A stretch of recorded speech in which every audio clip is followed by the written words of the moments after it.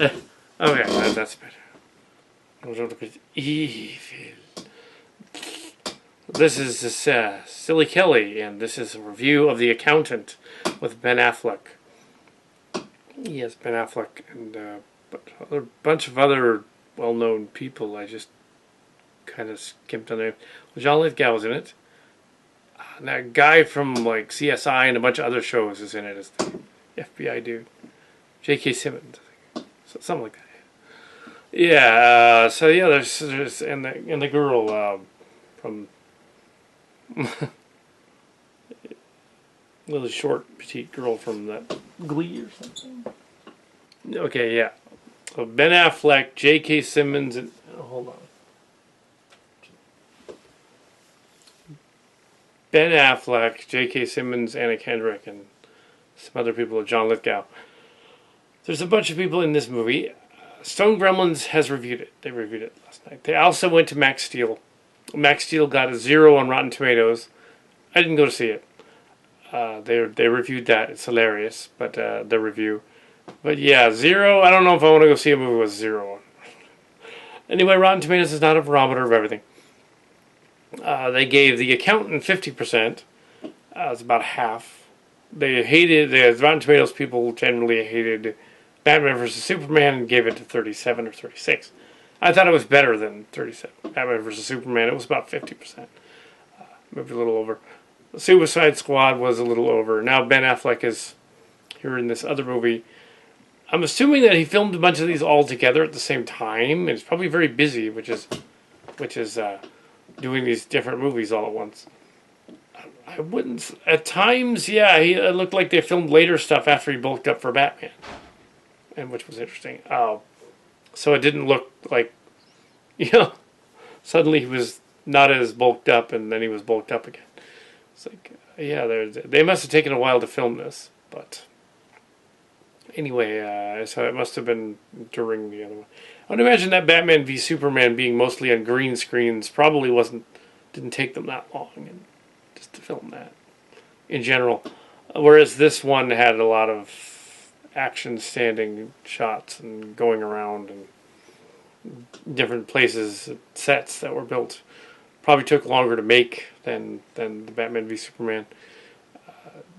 Yeah, and Suicide Squad. So yeah, Affleck's in another movie this year, and it's about half good. I would say I would agree with Rotten Tomatoes about maybe it's a little better than half good. To steal the thunder of some of the other critics, it's like Jason Bourne, but But I haven't seen the new Jason Bourne movie, so I wouldn't know the new one. But I saw the first trilogy. Didn't bother with the remake. But yeah, the spy novel genre, thriller novel genre, James Bond type of thing, of which Jason Bourne is literally a spoof of, calling him JB, James. It's this one. He's a Christian. He's called Christian. He's a accountant, and he is autistic apparently, and through flashbacks, including the beginning, we get to see what he was like when he was raised by his aggressive army father and his winnowing mother, who apparently let him go to the Asperger school, or autistic school, even though the father didn't like it. So they eventually divorced, and that subplot is in there. And she remarried, and apparently he flipped out during a funeral for her. She died before the father did, and then the father eventually died.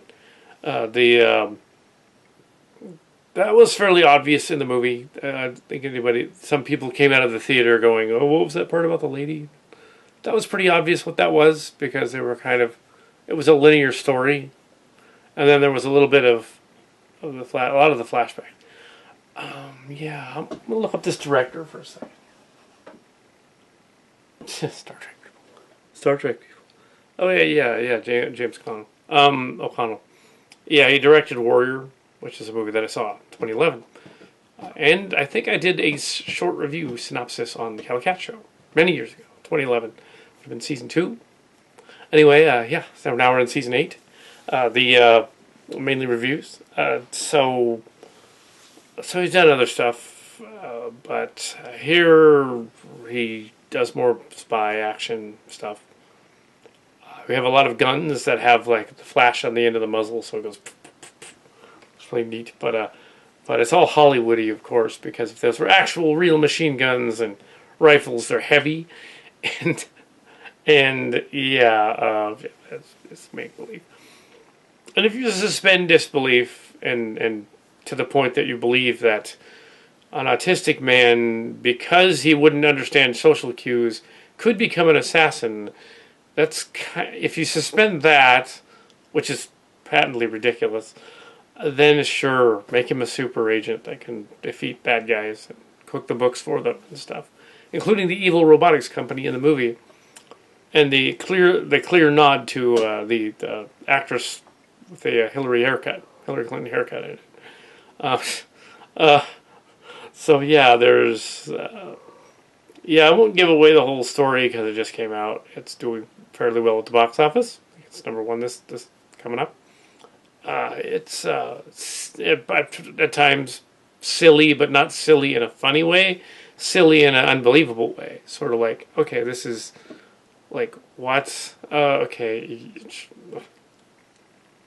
He is a Jackson Pollock because it was payment for something on his thing up there and in his trailer, and it's a painting. His aliases are that of mathematicians. Like, wouldn't that be really, really obvious? Just saying. It's like, ew. And one of the reveals was like, I'm not going to give away the whole movie because no, there's spoilers, but one of the reveals is one of the agent people assigns this agent lady to look over this guy, but he kind of knows who the guy is. So yeah, why didn't he just? Yeah, the twist is the twist. There is a twist at the end. You can see coming a mile away because they foreshadow it with the two main characters in the flashbacks. I won't give that away. You can see the twist coming a mile away, but the twist wasn't what I expected. It wasn't a dream. I can give that away. It was not a dream. Apparently, in this universe, this is actually going on. And although the agent characters are confused as to what the funeral scene had to do with anything, I was not, because that was clearly the mother who had remarried. It was pretty obvious from the dialogue, but the agents weren't. Oh well. Yeah, and that's one scene. So he's on the autism spectrum. He doesn't have Asperger's per se.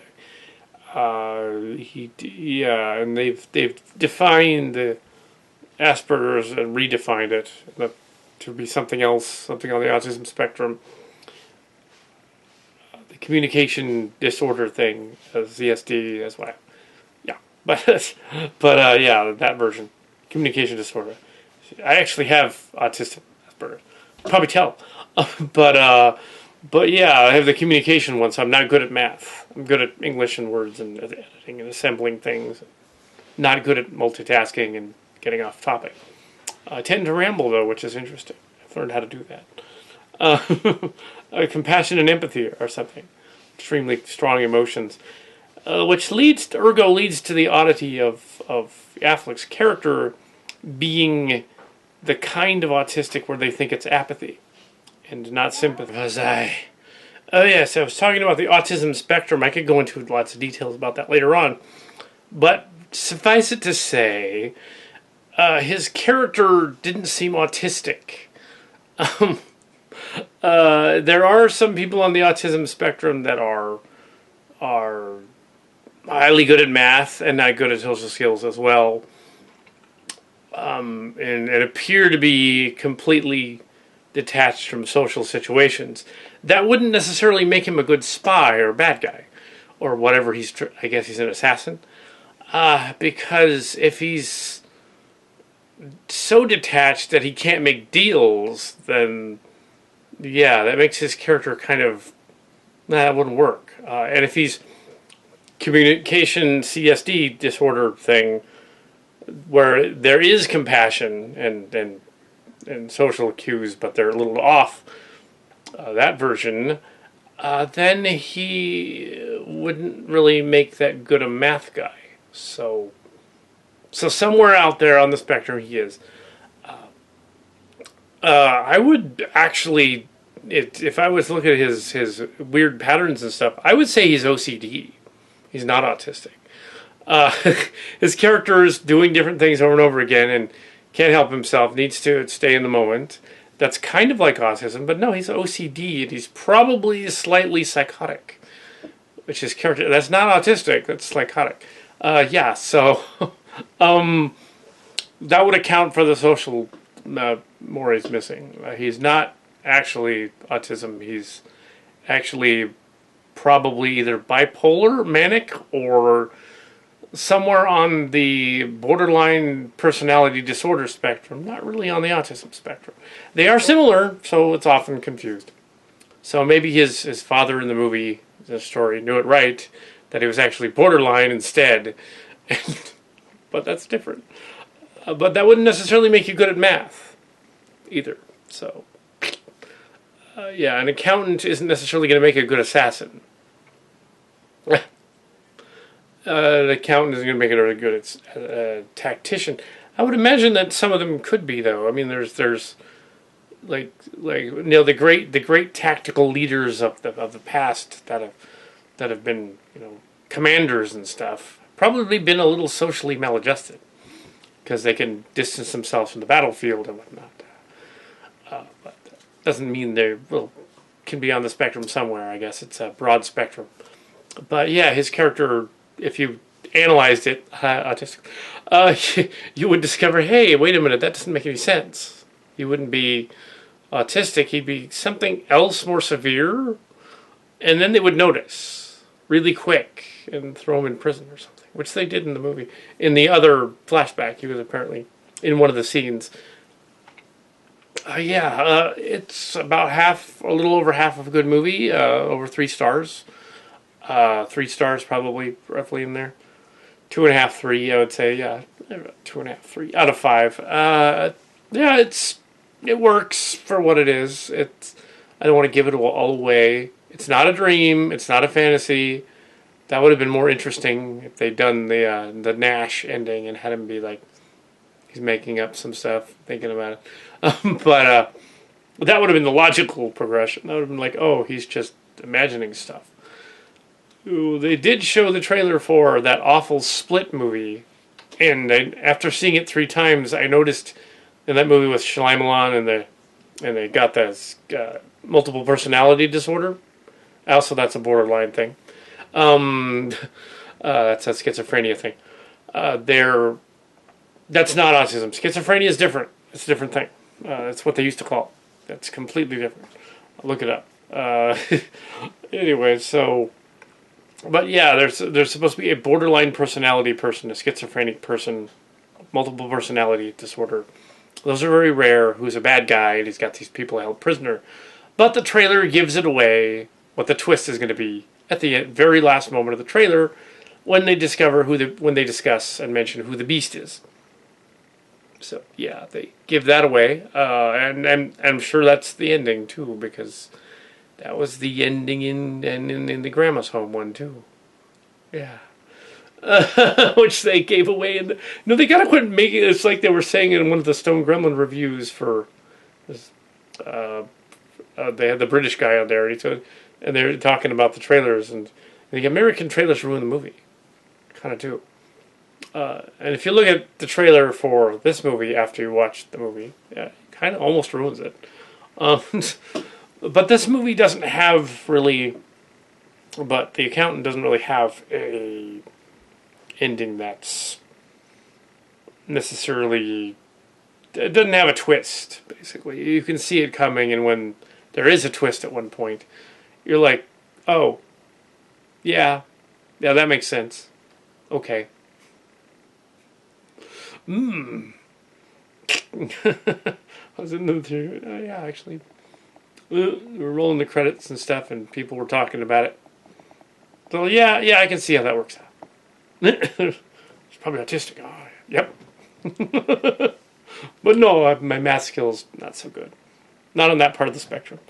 And that would make a terrible assassin. It'd be awful. It'd be like a supervillain or something. It'd be like, okay, torture me, I'll say anything. No. No, yeah. No, if you've seen some of my Transformer videos, watching this channel, you can tell that my interesting outlook on characters and writing stories and things like that are a little different, a little unusual, and the villains are usually pretty campy and obvious, and the heroes are a little more complex. Yeah. But yes, in this movie, actually, Affleck's character is kind of a bad guy. And he's running around assassinating, like, evil clients or something, and the evil clients are after him, and there's other ones running around, and it's like, well, he's kind of an ass in the movie, actually. Which doesn't paint a good picture for the Asperger's people or the borderline people. Yeah. I would say he's more OCD than Asperger's. I would say he's OCD and borderline, because I've met them, I know of them. He's like, no, that guy's not autistic. Now, the lady that was in the movie, there's a girl in the movie who doesn't speak, speaks through a computer at one point, and she would be on the spectrum, because that would be CSD, extremely CSD. That would be like, I don't speak. That would be on there. So, but yeah, there was a computer genius. It's the same person. But yeah, don't want to give that away. But it was like, that's a little ridiculous. Your computer is better than any computer on Earth. Like, what? Sorry, that doesn't work that way. You gotta love it. Then in the movies, they always have they have a hacker at some point that's just incredibly genius, that he can do hacking stuff like it's like Snowden or something. That guy was a hacking genius, but a bad guy. But yeah, and both sides are surprised when I say, "Oh, that Snowden was a bad guy." Yeah, he kind of was. It's like you guys say that, you're a liberal. Yeah, but we put people in boxes. You see, we put them in boxes. Like, this person has this or that or whatever, and it's like, not necessarily. They're all over the place. And if it's 1 in 67 children that have something on the spectrum, it's a sea change. Humanity is evolving into something else. If it's that many, it's a sea change. ADD and autism. I think it's probably more environmental than vaccinations. I think that's vaccination people are... vaccinate your kids, that's dumb not to do that. And they get the measles or something else that's far worse. The measles messes with your head and rots your brain and stuff, and does stuff to your brain. Yeah, immunize your children. It's just there. It's autism and ADD. It's caused by the environment, probably caused by all the plastics we ingest indirectly through what we have, and the environment, the smog, local things like that, what we eat, what we consume, and it's changing the brain chemistry of humanity into something else. Interesting. So it's not an alien invasion necessarily. It's that it's changing. But yeah, it wouldn't make good assassins. They would make terrible assassins, because either they wouldn't make the right decisions because they would be too slow to react, or they wouldn't react at all, or they would react wrong and shoot the wrong person. No, they would be terrible assassins. Oh. Now, a sociopath might make a good assassin. A sociopath is a borderline disorder. That's on that spectrum. That's a different spectrum. They would make a good assassin, because a sociopath would completely be distanced from any kind of empathy or sympathy. Of course, they'd be extremely dangerous. Yes. You wouldn't want to hang out with them. Maybe like they're serial killers and stuff like that. And they always portray them in the movies kind of ridiculous too. Oh, it's Hollywood. But yeah, this movie does not bode well for the autistic community spectrum thing at all. They're gonna think they're sneaky assassins in training. It's like, no, that's not how that works. Sorry. But other than that, watch the movie as an entertaining guy with a borderline personality who claims he has autism, but he doesn't. then it's then it makes a little more sense. Uh, but yeah, maybe that's why the father guy was like, "Oh, here's what happened." Yeah, he didn't have that actually. um, Undercutting the whole movie, especially the ending with the where they go back to the school later on. Um, yeah. So yeah, and the internet is very useful for those people that have social difficulties and hangups. They can go on the internet and vent. Anyway, this is Silly Kelly. So signing off.